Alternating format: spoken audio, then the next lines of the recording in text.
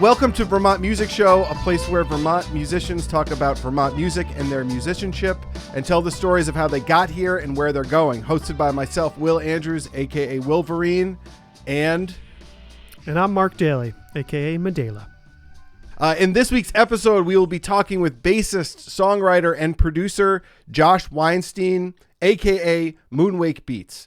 First off, Josh is a straight-up killer bassist, one with fantastic tone and shape, music school chops, and the melodic understanding and sensibility of a horn or piano player. If you've seen live music in Vermont in the past 15 or so years, you've probably heard and seen Josh play. Josh has been the longtime bassist for Cat Wright and held down the low end for the Dead Sessions and Mosaic Band, as well as countless other gigs around town. Recently, Josh has been writing, recording, and producing beats and instrumentals under the name Moonwake Beats, which gives him another avenue to showcase his immense musicianship. Sorry. Pumped to be talking with you today. Josh Weinstein, welcome to the show. Very excited to be here. Honored. Thanks for that very kind intro. Yeah, man. Happy to have you here, too. You were on our short list when we started to kind of brainstorm who we wanted to talk with. For a million reasons, but let's get right to it. So let's tell us a little bit about your background as a musician, how you got up to Vermont. Are you from Vermont? Not originally from Vermont. Originally born and raised in the Upper West Side of Manhattan. Okay. And when I was 10, I moved out to Long Island and then had like a pretty typical suburban, adolescence and came to University of Vermont when I was 17. And never went home. Loved Vermont. The moment I got here was like, these are my people. The vibe was right, and met my wife here, and music and the whole thing. So that's how I got to Vermont. Were you a music major at UVM? I was actually a music minor, but I might as well. I was an economics major. Exciting. And yeah. Really using that econ major a lot these days. I was going to say, what was your major? You were on the music building all the time. Yeah, you felt like a major. Yeah, I might as well have been a music major. I took so many music classes, way more than I needed to get my music minor degree. But yeah, I just didn't end up doing the double major, so I just did it as a minor. It was nice and casual, and that was my. I took lessons and everything at the music building with John Rivers, studied upright, which was huge. And yeah. Did you guys go to college at the same time? Were you guys both at UVM at the same time? We were. Okay. Yeah, I met Josh at UVM. Yeah. You were like one of my main music buddies. Like I felt... Yeah. I wasn't intimidated by you. We're on the same wavelength and obviously loved you as a person, your personality. Some people are just either real way too good or just personality wise intimidating. And Josh was always kind of one of my allies in the music department. Likewise. Yeah, man. What struck me was Will's intro.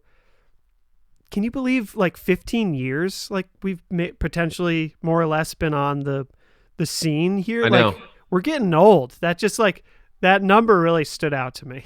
I'm with you. I have to check myself. 15 years. It's kind of mind blowing. The longest place I'm talking about where I'm from and now being here for 15 years. Does that make me as a Vermonter, Mark, does that make me a Vermonter now because it's the longest place I've lived somewhere? Probably not, right? You'd think. I don't know the standard, but true Vermonters are pretty harsh. They're you got to be a third generation to call yourself a true Vermonter, some shit like that. I don't know. Yeah. Well, I feel very connected now, being the place I've lived the longest in my life. I think you've earned it, my man. Thanks, bud. When you were in college, were you gigging in town? A little bit, yeah. As the second half, my junior and senior year, started playing out a little bit, doing the jazz thing, and the first Bearquarium. Yeah, I had a college band, Tequila Mockingbird. Oh, sick! Oh, shout out. Yeah, That was, yes. We did like the basement house party thing, and then Bear Aquarium, which had some of the same guys from Tequila Mockingbird, and that like came out of Ray Vega's Latin jazz ensemble. It was like a bunch of those guys in that band or in that ensemble. We got together and started Bear Aquarium, which was like an Afro funk instrumental thing for a few years. Yeah, That was, I like, my remember first that. gig in Burlington. Was Purcell part of that? Dave was definitely part of that. Yeah. Yeah. I remember playing. So we would be, we'd go out to St. Lawrence and play the Java Barn. And there was some like inside joke with all the sound guys there. Everyone would just yell Bear Aquarium, and they would just all be yelling it. Yeah. Yep. Yes. Like multiple It was years. like the way you guys said it too, and correct me if I'm wrong, Josh, but a bunch of you like lived in the same house or apartment, and just the way it turned into. That's funny to hear you guys were doing it at Java Barn, like over in St. Lawrence. It turned into this thing, like you guys would just be like Baquarium, Baquarium, Baquarium. yeah. And basically the origins of the Baquarium was we lived in an apartment on North Union Street, and we had this really great setup. It was like kind of a classic Burlington apartment complex, but we had 7 dudes, 4 on one apartment and 3 in another apartment across the hall. And connecting the 2 apartments was this like I don't know if you'd call it like a dumbwaiter or whatever that name is, or an elevator shaft, but some sort of empty space with a skylight at the top. And we threw a bunch of crap in there, or there was a bunch of shit in there, and there was like a big cutout bear, and it was kind of like when you looked inside, you see a bunch of windows. And it was like the Bear Aquarium. And then we were like, that's like kind of the origin story. And then we named different rooms, like the living room, like we'd have like one of the globes, which would open up and be a liquor cabinet. That was the Classarium, and that was my crew at the end of college. It was good times. I feel like I remember you guys playing there, or some sort of music thing happening there, and it just getting shut down by the cops pretty quickly just because of like noise complaint or some shit. Probably. Yeah. Before you came up to Vermont, were you gigging a lot in Long Island, New York? I didn't really start playing music till I was like, I don't know, 14, 15 maybe. I learned on acoustic guitar. I was like a Dave Matthews Band. I was like into Dave Matthews Band. I was like, I basically learned how to play acoustic guitar first from listening to that stuff. I was a camp kid and like a camp counselor. So at summer camp, I was like, all of my firsts happened at camp, which was in like Copake, New York. But I learned how to play guitar then. And then I came home, and my good friend, Jake Gold, shout out, he was starting a rock band, and he needed a bass player and a singer. And at the time I was like singing a little bit. I sang in choir and stuff, but I wasn't like, I don't know, I didn't consider myself a great singer or anything. But he said, hey dude, bass is easy. I know you can sing, play in the band. And that was the thing. Started playing bass. Bass felt super natural to me. And like I credit so much of me being a musician to Jake and his younger brother Matt. They're both like incredibly musical, still playing music today professionally. And like, all the basement, we had the basement hangs, and like that's where like the whole thing developed for me of like, oh my god, music is the best. Yeah. Yeah. Yeah. We're all kind of in agreement there.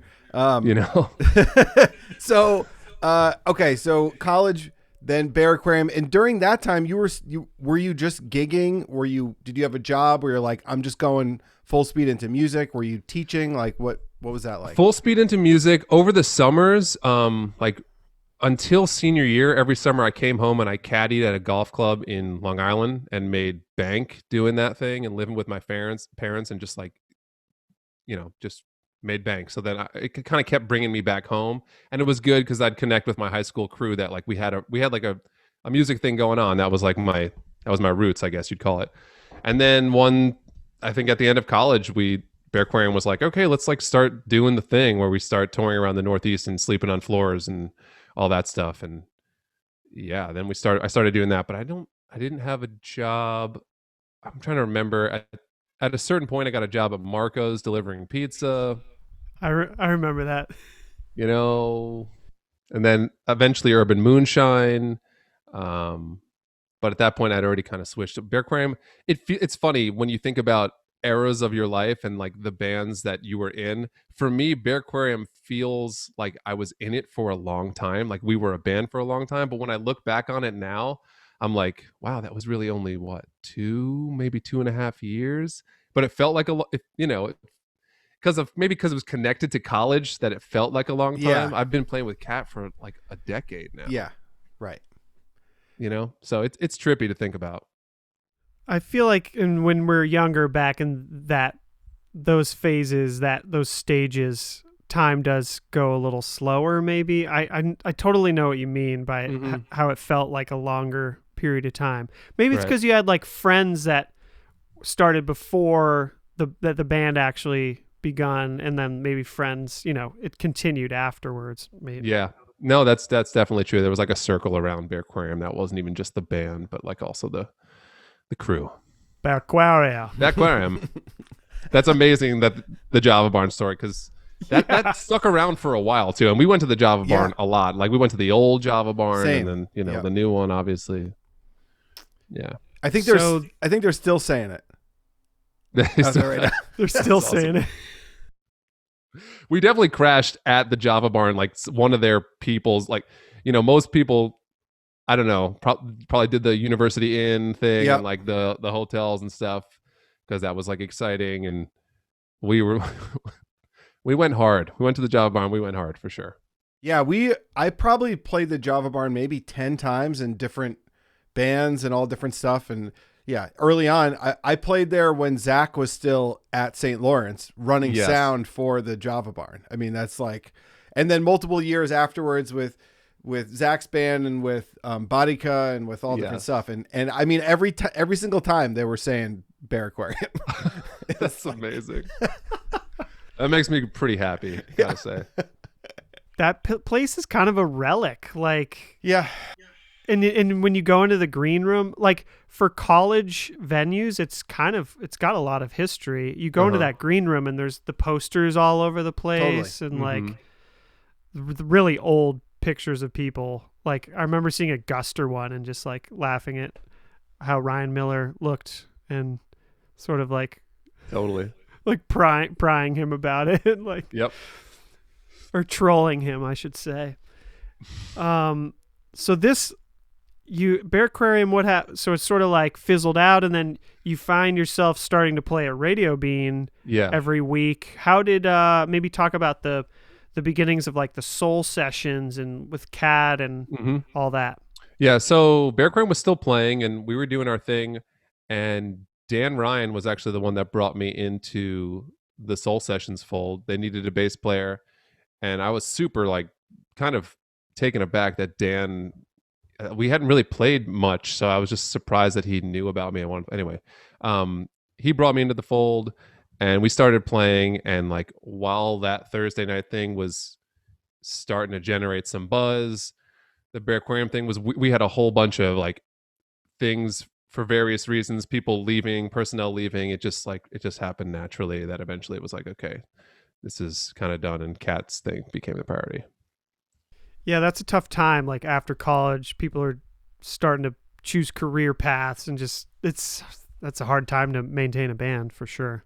Yeah. It was like we had this lead singer, and it was cool for a while, and then he left because he wasn't sure he wanted to do the thing, and then that just killed all the momentum. And then he wanted to come back, but by the time he came back, it was like timing is everything. You got to ride that momentum, and it's like need that wind to push those sails, baby.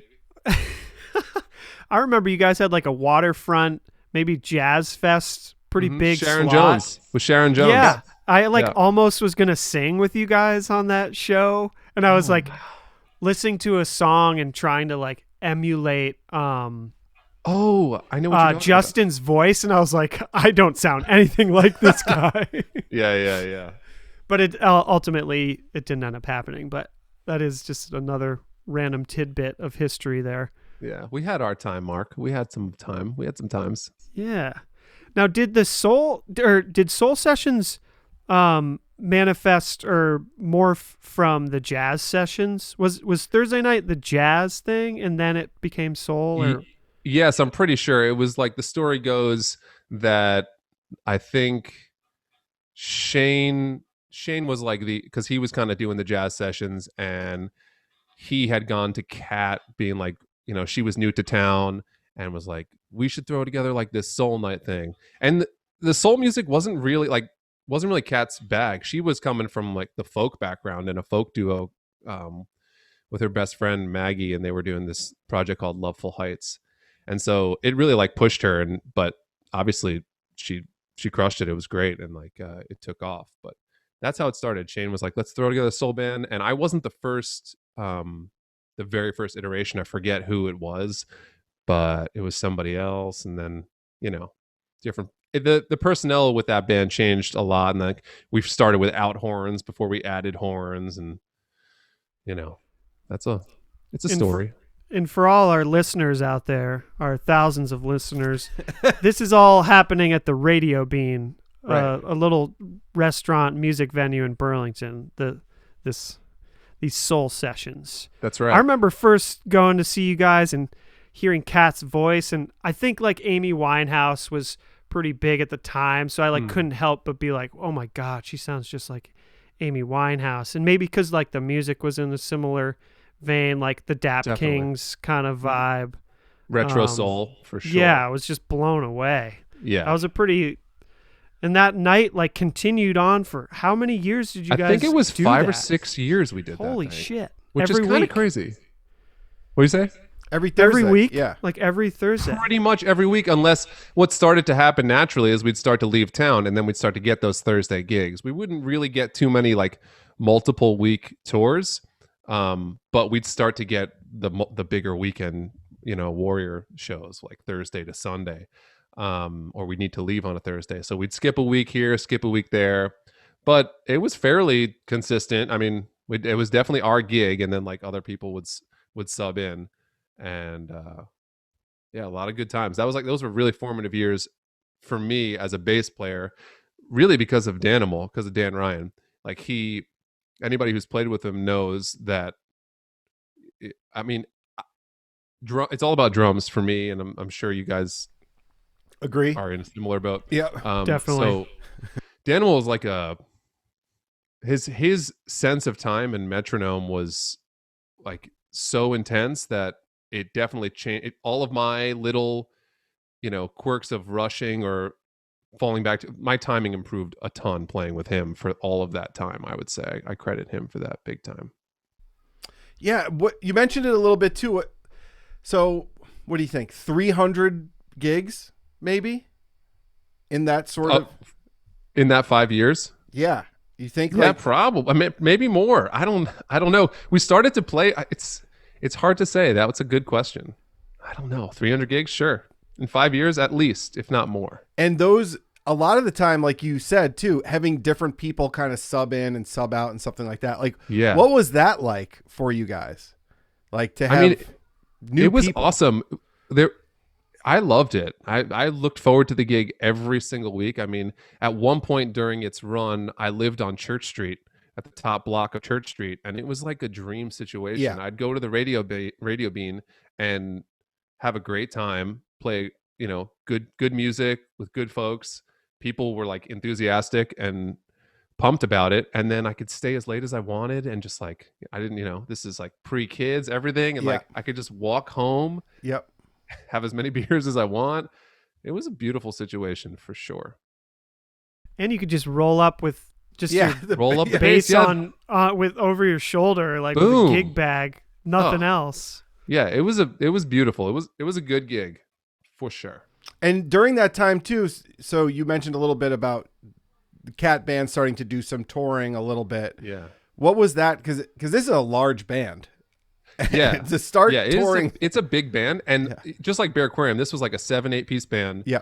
And we did the 3 horns for a while too, which was like kind of crazy. 8-piece band on the road. It was nuts, man.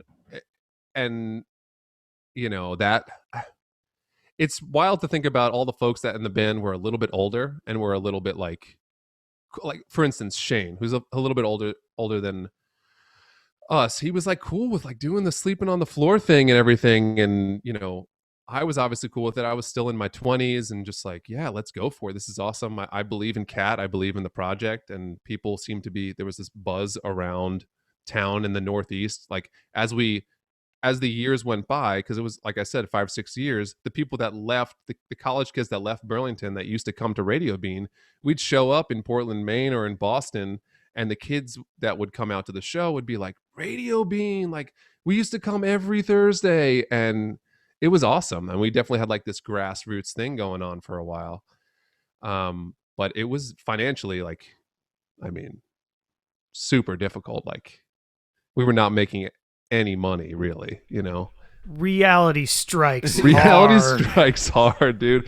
And it was like, it reached the point where, you know, like we had to assess who wanted to invest in the band. And if you wanted to invest in the band and be like a fixture, you took a pay cut. And like, you know, the horn players didn't, you know, they were like, we need at least $100, which is totally fair.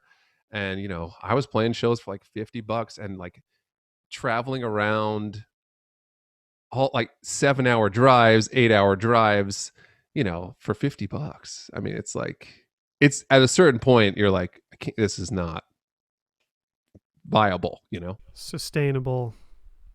Yeah. Yeah, just So anyway, like and that's kind of like led us to where we are now, where we're kind of like, we've been pairing the COVID time has like forced us to pare stuff down and take a reality check look at like where the band is at. And yeah, we've been doing like a bunch of trio stuff and it's going really well. I'm really enjoying it. And it's kind of like we're pivoting, but still have taking like full band opportunities, but maybe 5-piece, maybe not full band. We're in like uncharted territory right now. And how does that feel? Do you feel positive about this new direction? Do you want to explain a little bit more of the new direction too? Yeah. So basically what happened was right before COVID hit, for the first time, like we've had some opening slots over the years for some great acts and, you know, heroes for sure, but no tours, no like opening slots touring the country. It was like New England primarily, and we'd get really great opening slots the closer we were to Burlington because of our draw in Burlington. And right before COVID hit, we got an offer to open for the Wood Brothers, and the offer was originally it was just for Kat solo, and she's not an instrumentalist, so she was like, can I bring Josh and Bob? And so that was our first like, okay, let's throw together a trio set. What is that going to look like? And it was awesome. It was definitely a little intimidating, and I played that whole tour on electric bass, which was, looking back on it, was a little like kind of a funny choice, but I just didn't really have my upright chops together. So that kind of, to go around and do that and get we were still getting great reactions, sold more merch than like we've ever sold before, and it was just like, well, maybe I don't need everybody, you know. Kind of like one of those moments. Sucks to suck. No, I'm just kidding. So yeah, and literally like that was our last tour. Then we did a few more full band shows after that in March. COVID hit, and we were like, well, let's like reassess. And so it was a natural way for us to kind of start exploring this trio format. And I started playing more upright bass, which felt really good. And we were inspired by the Wood Brothers and everything that they do. And we were like, it was kind of like this, I don't know, aha moment where we were like, maybe we can do that. And Kat's really always been a super folk conscious person. Like that's her real roots. So it was, for her, it's funny looking at it and talking about it now, because as far as like an artist's path, I feel like we did it backwards, where it's like we started with the big band, and now we're like paring it down. Whereas I feel like most people start with the small band, and as they, you know, blow up, hopefully they can like add players, you know, because like they can afford them. So we're kind of going at it from the opposite way, but it's cool because what's making me less, obviously I was mourning a little bit the big band thing, and I had some trepidation about it, because I feel like after so long we've kind of cultivated a set where we can like roll into a room and do our thing and know that it's good and, you know, whatever, have the confidence. but we have like built a team. We've got a great booking agent and a great management team, and they're into the trio. So it's like, well, if we've got great management and booking and they want to book us as a trio, awesome. Like that's kind of the hardest thing when you're starting out, is having a team. You're just on your own. So yeah, like I'm looking forward. I'm the future. I'm being cautiously optimistic. Is one of the reasons why you weren't playing stand up, like upright bass, because Chris Wood is like watching you? 110%. And Yeah. he's so ridiculously good. Yeah, I was really intimidated. I was like, I am not going to just jump into this thing, because I played upright a bunch in, at UVM, but we're talking literally 10 years later, like where all of my gigs were electric. I had 0 upright gigs. It basically just lived in my apartment and then house as like a piece of art that would stand up and like stare at me and be like, I'm still, I'm still here. how you doing? Yeah. Still here. Still here. So And you're playing, opening up for the guy that you were listening to back in college studying all that jazz, Yeah, right? totally. Yeah. So like it's like, whoa. big time, really intimidated. So I was like, I'm going to do what, and I'd talked to some friends about it and asked their opinions on like what I should do. And the advice that I got, and I think it was the right move, was to just like do what you're comfortable with for this tour, which I feel very comfortable as an electric bassist. So that's what I did my thing. I'm glad I did. If I were to do it again now, like definitely would do upright. I feel like a totally different player at this point, just with how much COVID has given us the chance to practice and for me to get my chops back up. Show us those calluses. Show us those calluses, baby. Yeah, because when I first started picking that shit back up, blister central, man. Ooh. Yeah, That's one thing. One reason why I've had so much respect for upright bass players over the years. Yeah. It's just like the physical nature of the instrument, and the fact that you just need to the no frets thing, and just it being a beast of a instrument, and just it's tough. It's like probably hard. physically wearing on your man. body and your hands, your wrists, your fingers, whatever. Yeah, and it definitely is, but I would encourage, if there's any bass players out there listening and they can afford to get an upright bass, even a cheap one, I think it did so much for my playing on the electric as well. For your ears, first and foremost, I mean, it's all about the ears. Intonation is key, and like hearing that is only going to improve your ears. And then physically, your your hand strength increases from playing, and then you play differently. It's like more, every note on the upright is so intentional. A guitar you can kind of like wiggle way through, but it's like you have to be confident when you're playing on the upright. So it's good. It's cool. What any like kernels of knowledge from Chris Wood during that tour about bass playing or touring or whatever?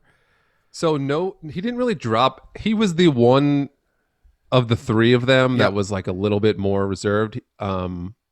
He was perfectly kind and nice, but he wasn't like Oliver Wood was like total Gandalf character and just like super nice, amazing, very welcoming. First night of tour, comes like right into the room and just made us feel, because we were nervous, man. Those guys are like our heroes. Yeah. And but no, the thing I took from Chris, and really all those guys, but especially Chris, is their work ethic and practice routine. Like every single day when they were at the venue, I'm watching Chris shed. He's like warming up like a trumpet player or like a horn player. Like he's keeping his chops up, which is something that personally on the electric I just don't do anymore. I like show up at the gig, do the sound check, have dinner or whatever, chill and do the show. I'm not really warming up much. And he is just like shedding every single day.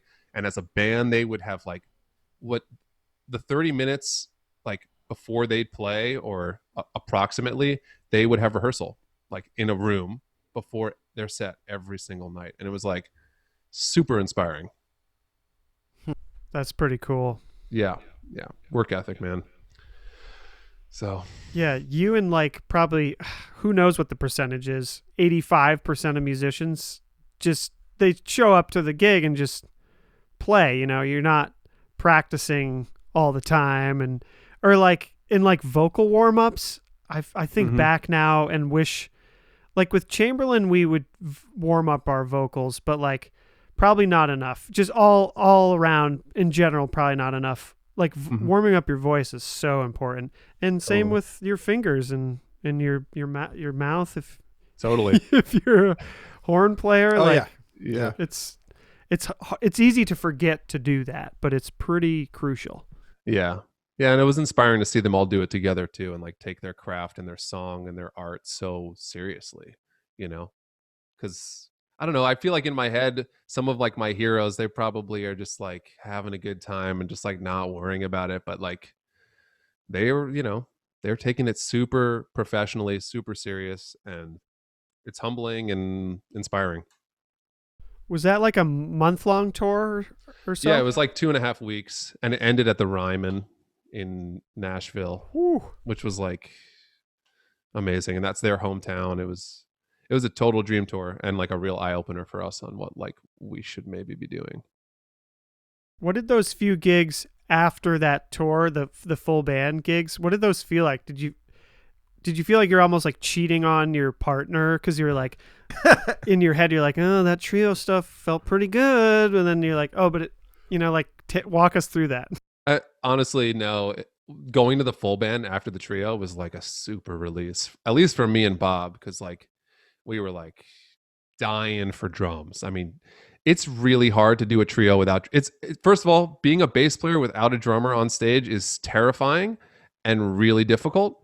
So to then have the drum, it was like such a fucking release. It was like, oh yes, I can just lean in with the drummer. That feels pretty good.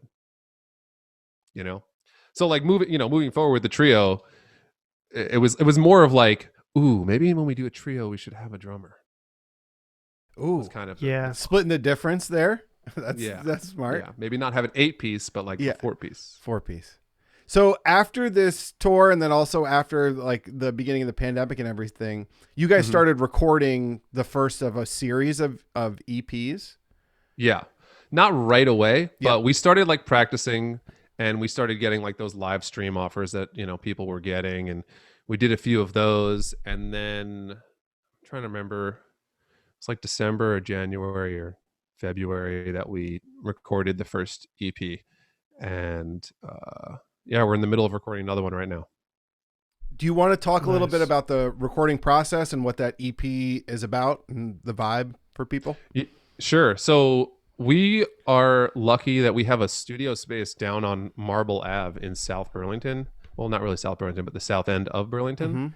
Mhm. And we just, the way we're doing the process right now is we're figuring out what tunes we want to do. So we'll just practice together, see what tunes feel right, come up with an arrangement, and then we'll live track bass and guitar, Mhm. and then Kat will sing a scratch, and we've isolated it enough that there's really not much vocal bleed, and then she can retrack her vocals. That's pretty much the process we're doing, and then we're tracking Bob and I's vocals or background vocals after that as well. That's our like current kind of process. We are, depending on the song, I think we would do everything live and like try and sing all together in an ideal world, but that's what's been working the best.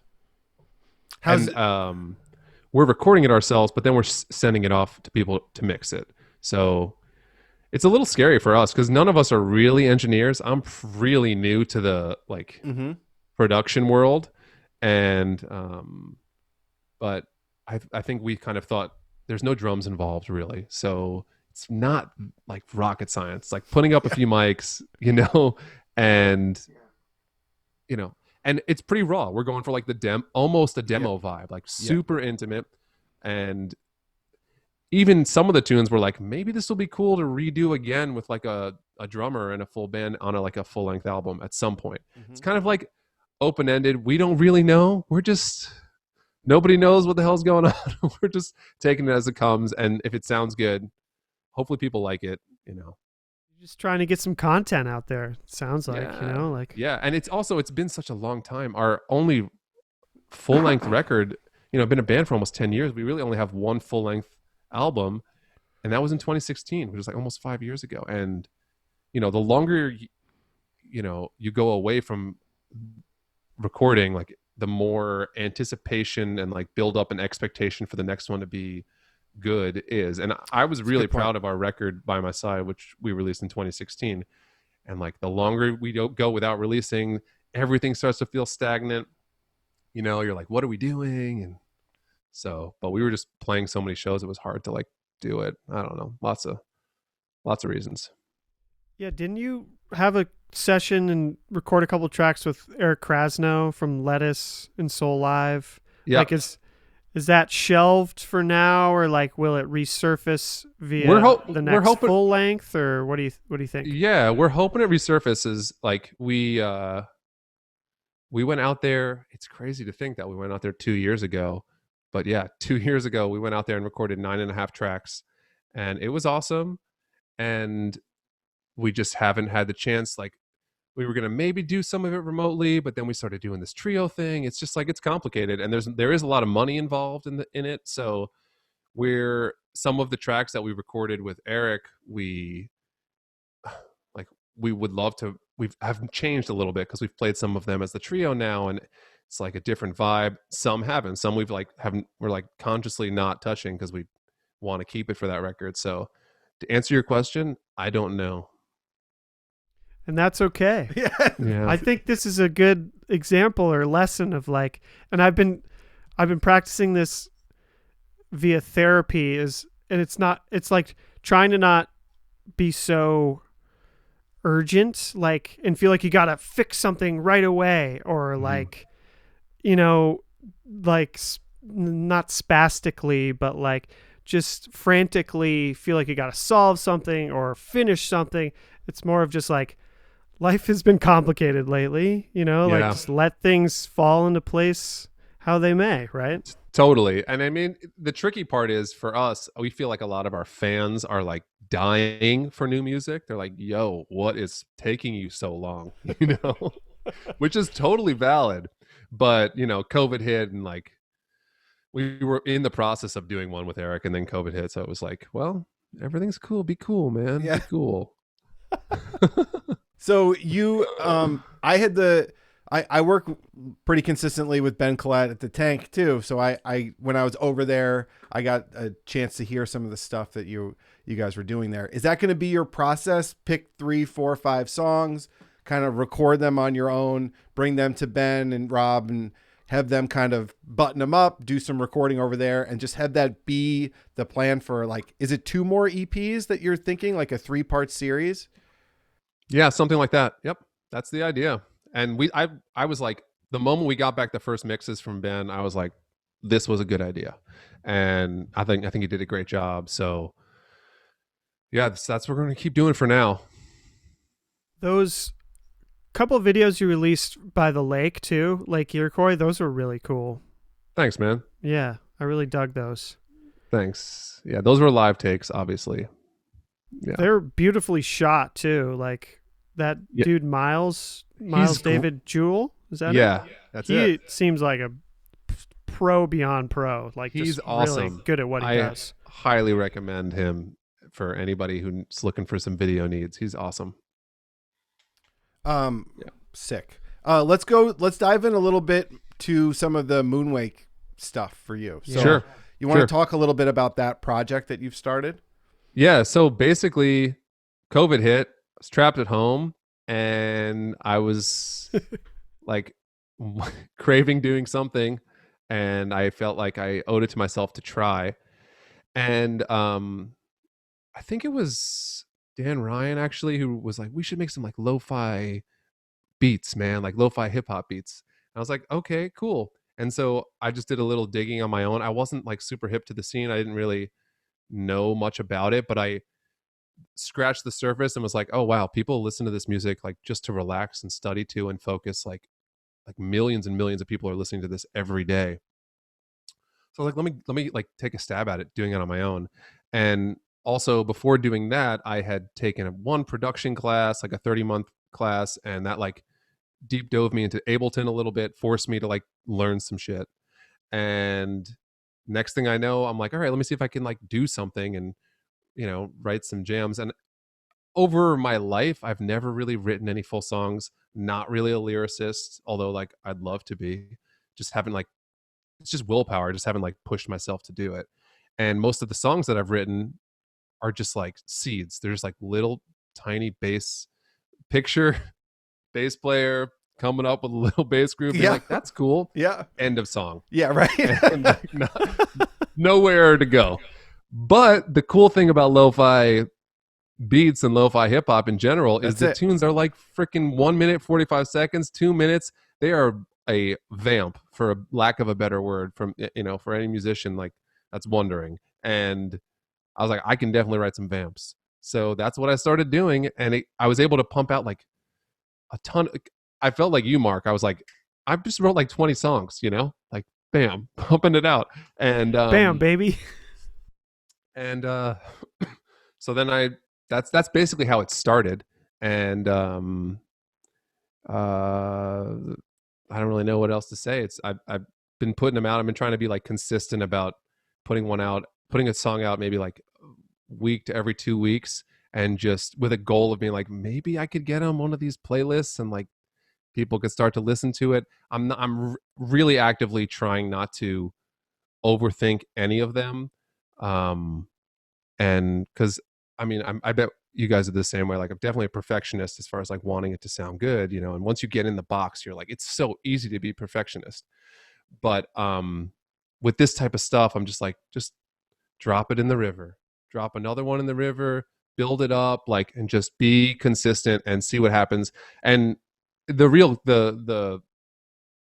thing is, it's fun. I'm enjoying doing it. So like, I might as well just keep going. If it was like if it felt like a job, I'd stop and maybe reassess. But I'm like having fun doing it, and now I'm making like little videos and like enjoying getting into like that world too, and getting inspired by some people on the internet. And so I'm just like, fuck it, let's just like see what happens, and hopefully some people like it. Yeah. I don't know, man.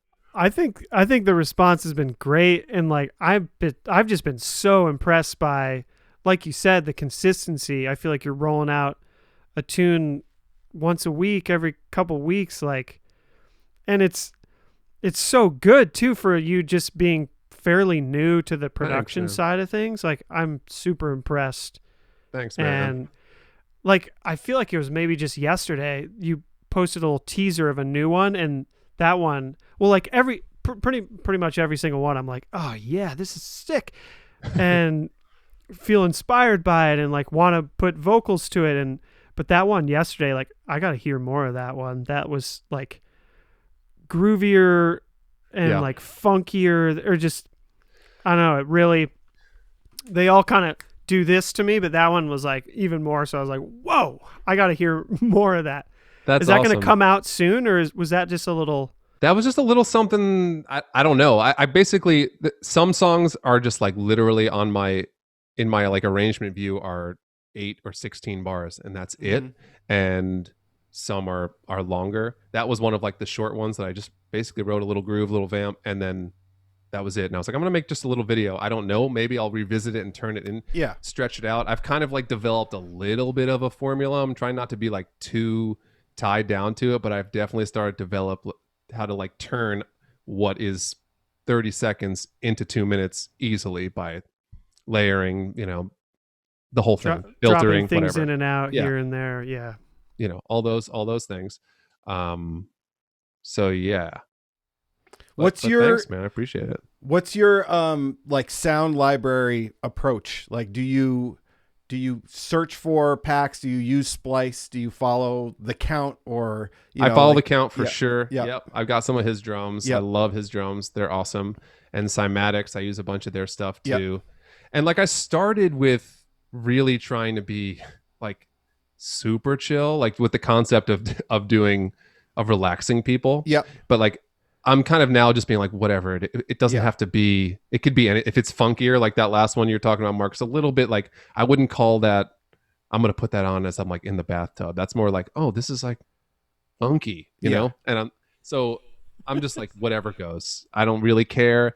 And what I'm really excited about is now I feel like I'm at a point where I would love to just collaborate with everybody, all my friends, both of you guys.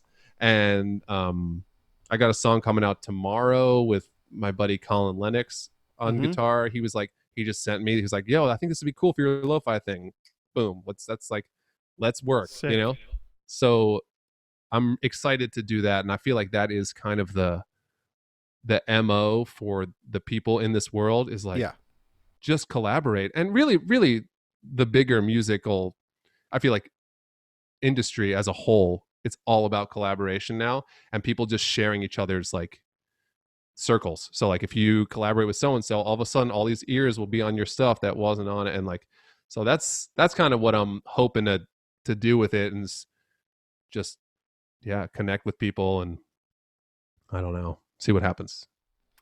That's sick. I mean, they sound awesome. I am also a fellow Ableton user and Nice. freaking love it. Used Pro Tools for years, and now just like the user interface, the ability to work through it, and for creating beats, writing music, you know, arranging all those different things, Ableton is tremendous. Have you ever thought about turning that into a live set, solo set, something like that? It's funny. I like before doing this, I listened to a little bit of your guys' interview with Lupo. Yep.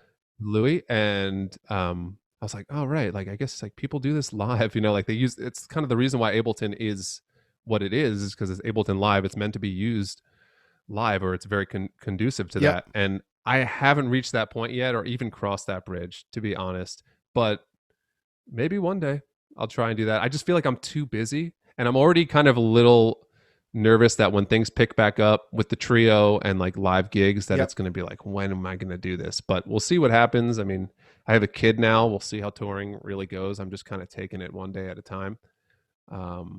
That would be cool though. I just don't really, I also don't know if I have all the gear, or, I mean, it's always like, you always feel like you need something, but probably not. I don't know. I mean, I've performed live solo for, you know, many times before with Ableton, but over the last like 18 months or whatever it is, I've perfected how to use Ableton as a solo artist. And I'm playing at Foam in May, doing solo, doing live looping with synths and all sorts of shit like that. It's so much easier than you think, but it's just like, it's with Ableton, with anything, there's this learning curve where you're like, you look at it and you're like, how the fuck am I going to do this? And then all of a sudden you do it. You're like, oh, okay, well, this is super easy. So just like We a need little to hang out. We need to hang out, dude. I need like a one-on-one. I would love to book a lesson with you. Yeah, I could come over. I have an Ableton Push. I also have like a Launchpad. Like there's lots of different things that you can use. Yeah. And it's just practicing it and watching people do it. It's just the reps. Like the last, you know, honestly, the last 2 months, every single night, I've just been recording beats live, like performing basically to prepare for this set. So That's awesome, dude. Fuck, man, I gotta get Ableton. I'm not even on. I'm not even on that game. Dude, that's Also, okay though. How do you get the counts beats? Like, because I know the count. just go to his Like, website. How do you physically do that? He's got a sample pack, man. Yeah. Like you just go to his website and you could just, And you just he's got download got it? tons of them. Yeah, Tons you of pay them. for it and you just download it. How much space does it take up, roughly? I mean, It depends on the size of the pack. Not that much. Right. I can pull Yeah, up like this- no more than any other. Like, do you use samples at all, Mark? Yeah, I'm still a Logic guy, you know, like I'm just kind of. You can use samples in Logic, but yeah, go ahead. Yeah. Yeah. I've just always been slower to adjust, or like I've always Yeah. been like behind the game with technology a bit. Like it just takes me more time to trust it or like get familiar with it. But like I've obviously been getting better at the engineering production side of things. So like, Yeah. and I feel like I've hit my max with Logic. So I'm looking to expand my sounds and just the workflow. Yeah. Mainly just the sounds. I'm like I've used all the good ones in Logic, you know.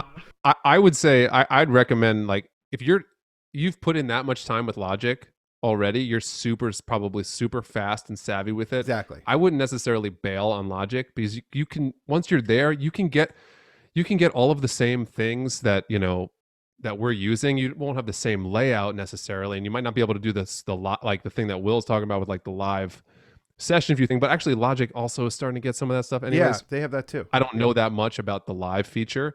However, as far as like arranging a song, you can get all the plugins or like all of the sounds and samples that you would use for Ableton. You can use that in Logic. It's the same. Yeah. Yeah. No, I'm not really looking to abandon Logic. I just want new tones, really. Totally.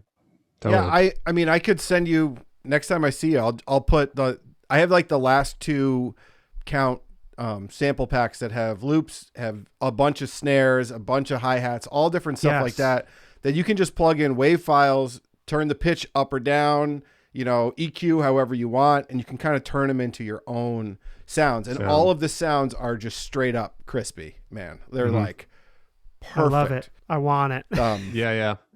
Yeah. Definitely recommend that. Back to you having a kid, like, yeah. Did having Tommy change how you view music, how you write music? Tell us about having a kid and how that coincides with your music.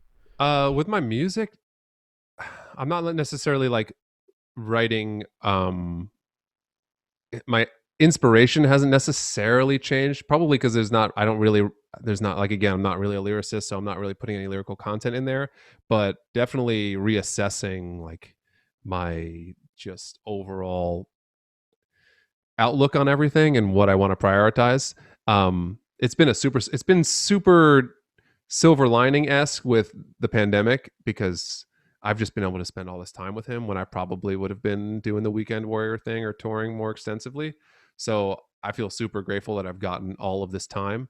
And like I said before, I don't really know what the future holds. I don't know how hard we're touring, and I just don't know. So I'm just like super filled with love all the time.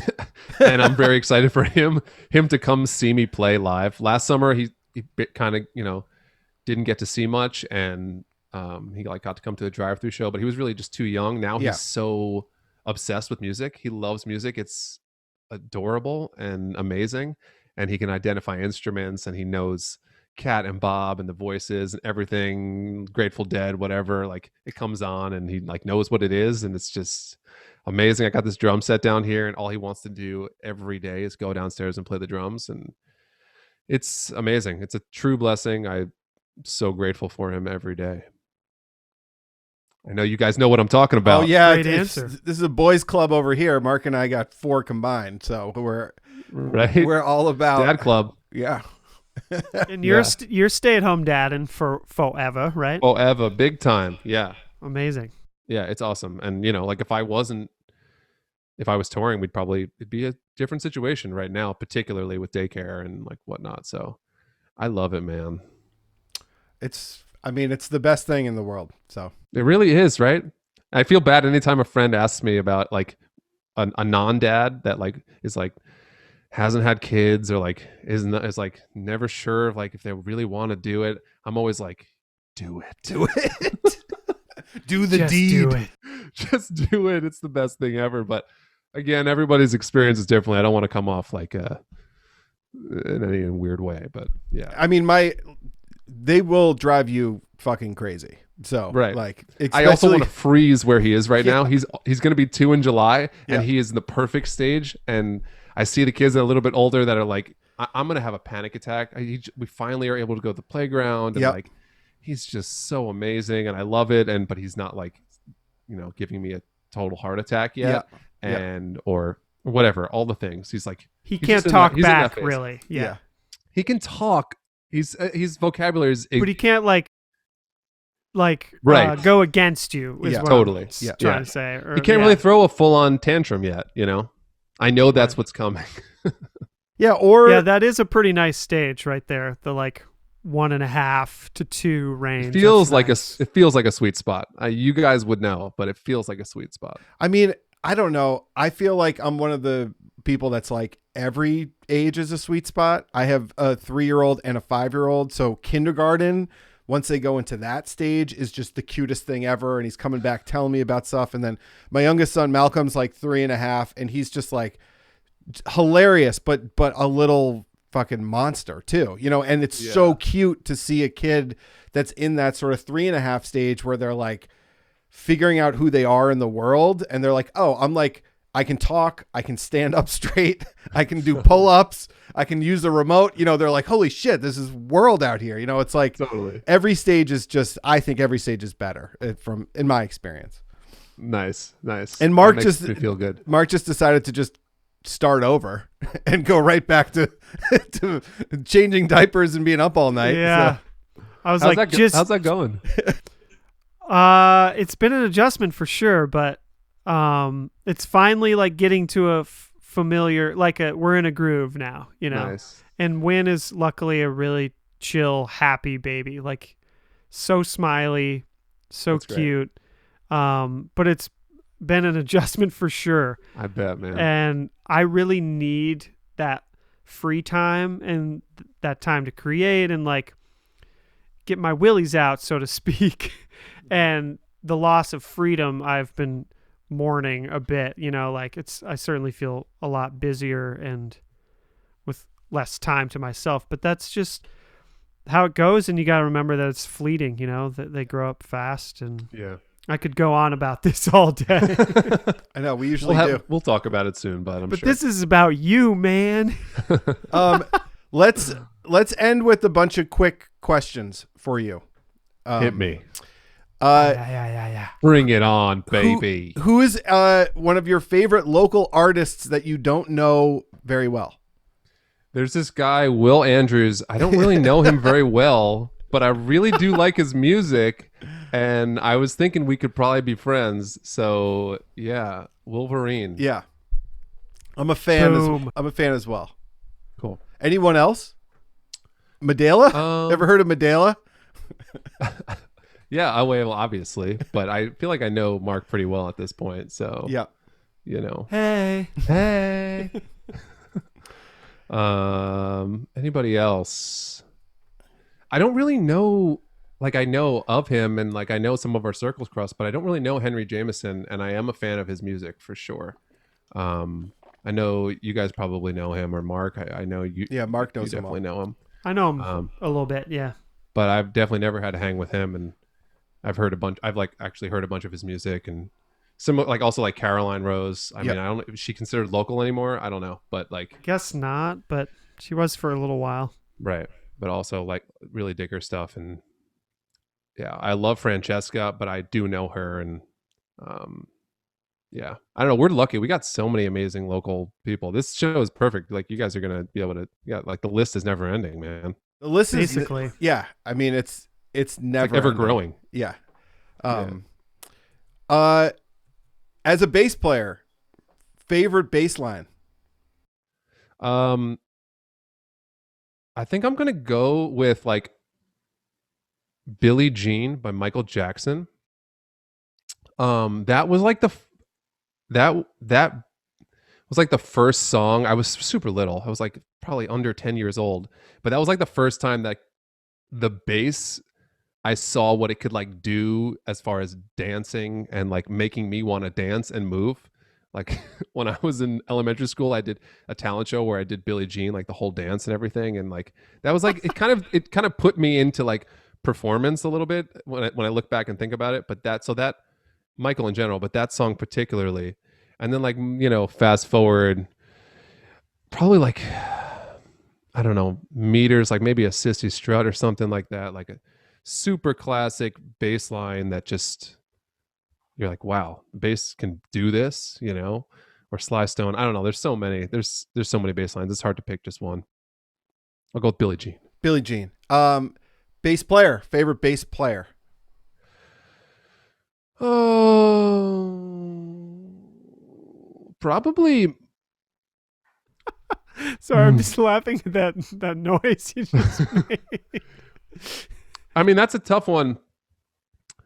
Favorite living or just in general, your favorite bassist or one of your favorite or a group of your favorite sort of bassists. Okay, like two that come right off the mind. First one that comes to mind immediately is is James Jamerson and George Porter Jr., Meters, and obviously Motown. Like, I listened to a lot of that stuff and learned a ton about like playing. And then like Oteil Burbridge is one of my superheroes.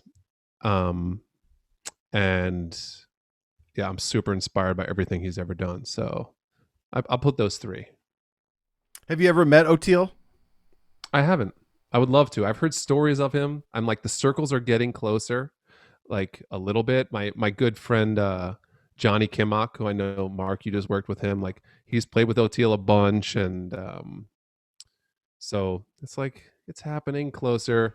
He's like right there, but he's not like quite. right there. I just can't touch him yet. Yeah, him and like the Derek Trucks world, like that's been really, really influential on me as a musician and a listener for a long time now.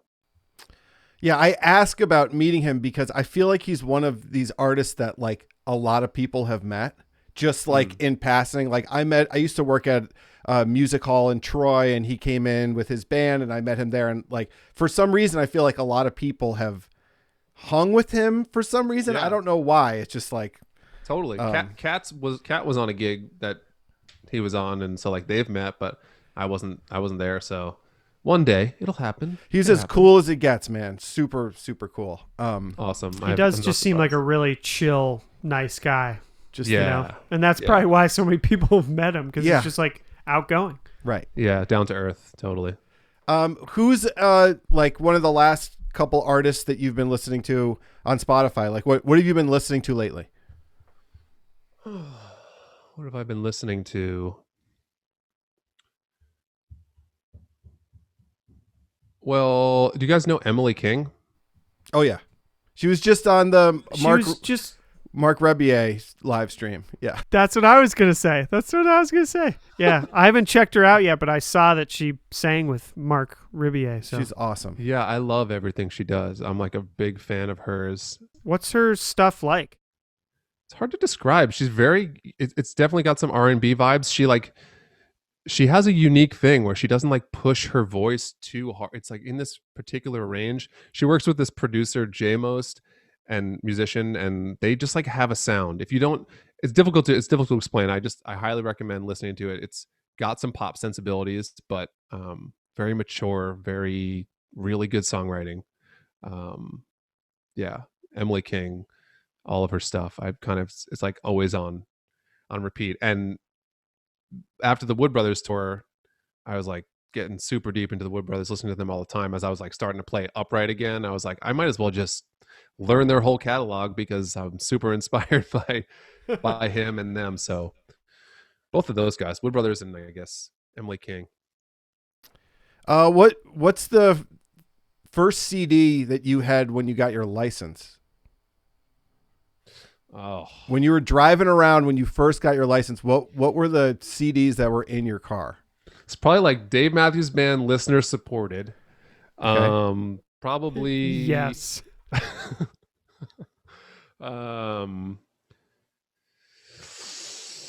Probably Green Day. Maybe I was a little bit all over the map back then. Fela. My buddy Jake, I kind of just like, he lived down the street from me and he just gave me everything. He got me into Fish. I was like really into Fish for a hot minute. I mean, I still like them, but it's just like I was pretty deep for a while. And so, yeah, I guess stuff like that. I don't know. It's hard to remember. That's a good question. Like, do you remember all the stuff in your car at that time? Oh yeah. I was listening to Snoop Dogg, The Last Meal, D'Angelo, Voodoo, Rage Against the Machine, Battle of Los Angeles. You're way too cool, man. You're way too cool. Yeah. That's yeah. I don't know. Acid jazz. I was starting to get into acid. Oh, and I don't know if this came out when I got my license, but like A Go-Go, the Schofield Medeski. Oh yeah, baby. That one was like perma on repeat all the time.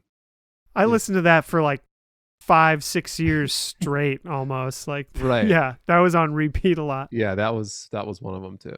I was listening to like Dave Matthews Band and like Dashboard Confessional and like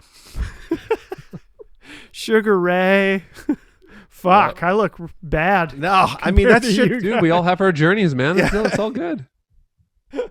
Yeah. A lot of fish too. Yeah.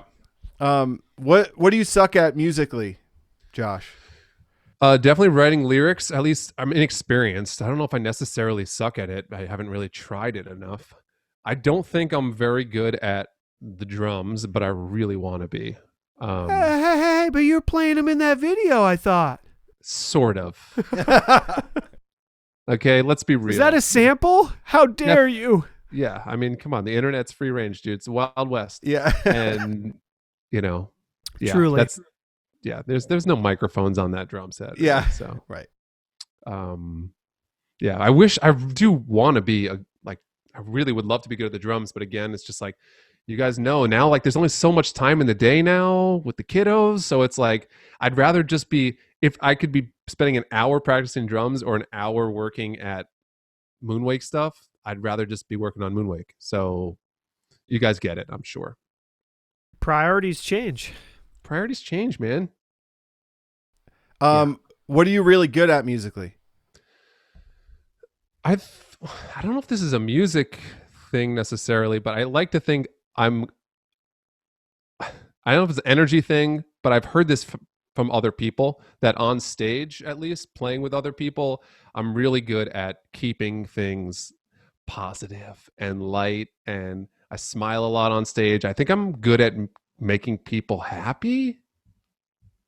You're very good. I don't know. You're very like, fun to play with on stage. I don't know if that's a thing musically. Like, I think It's I'm a- pretty.